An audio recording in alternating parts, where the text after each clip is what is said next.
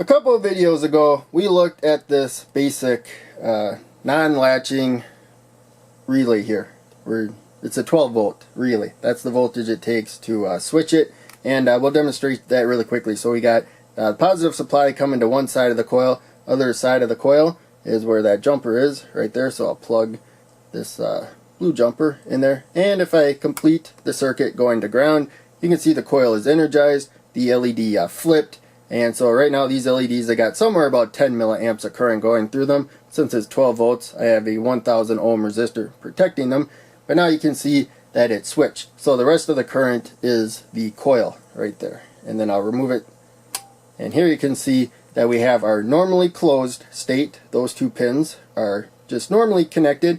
But then when you energize the coil, we have the normally open switch over there. But you energize the coil and then it switches, so that the normally closed one is on, because when the coil is energized, that's when it's not normal. So in any case, I want to control this with a trimpot, and so I probably can't do it directly. At least I should not do it directly.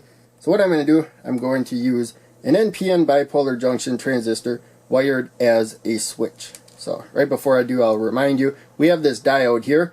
When it's connected to ground, you can see that hopefully you can see there's a gray band to the left right here. So that's the cathode. That's going to the positive side. The anode, the side without a band, is headed towards the negative side. So it's parallel with the coil there. So it does not conduct when you apply power. When you remove the power, the coil keeps moving a little bit of current, and so it will create a spark or something, maybe damage something. With the rectifier diode wired like this, the current can just flow through the rectifier diode until the coil runs out of energy, which is really quick. So that is why that diode is there. That's the only reason why. Now, this is a 2N2222. It just happened to be the first one I grabbed out of the bag that I got.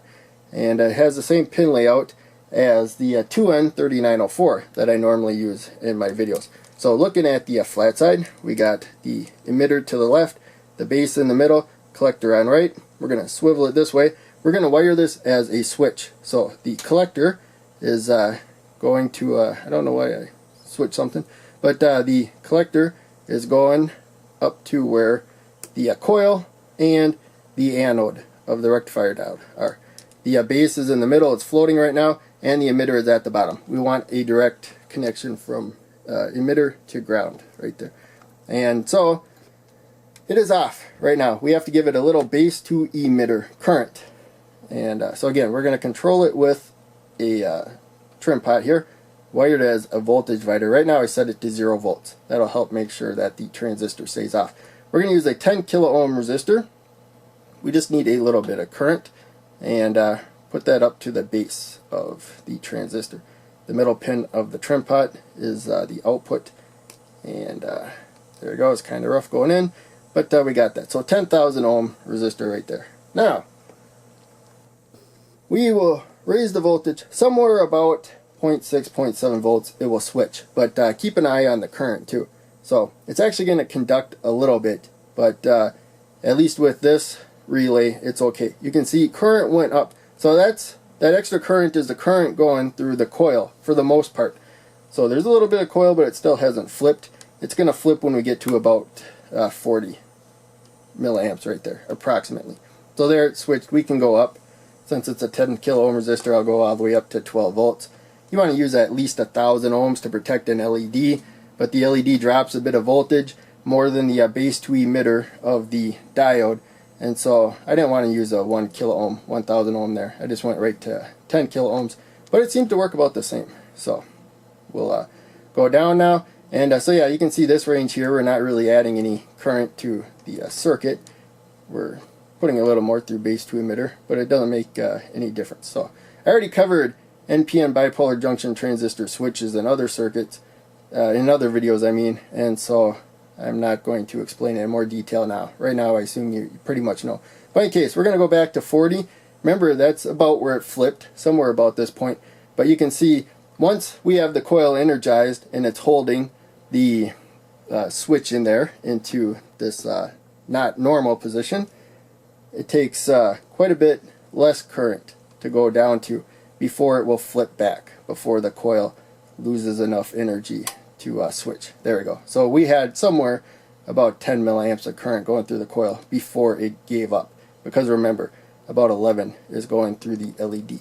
Now I was going to slowly, you can see how sensitive it is. I gotta go really slow, so I'll try to get to, see if 35 is high enough to get it switched. No, looks like it actually has to get pretty much spot on 40 right there.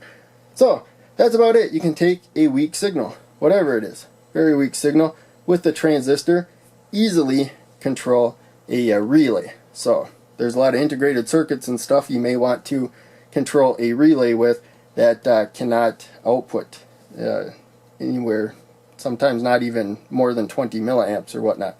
And so you're going to need a transistor for something like this. So hope it all made sense. As I said before, really everything we covered here are earlier topics. I'm just putting them together. So I didn't make a schematic or anything, because if you need a schematic to understand this, you need to learn those individual parts first. But in any case, hopefully you still enjoyed. Make sure you check out one of the other videos I'm posting on the screen. Click like, subscribe, the bell, all that. Donate to Patreon if you can. That helps out the most. I got links down in the description. But just watching videos helps out a lot. I really appreciate that. I'll see you in the next video.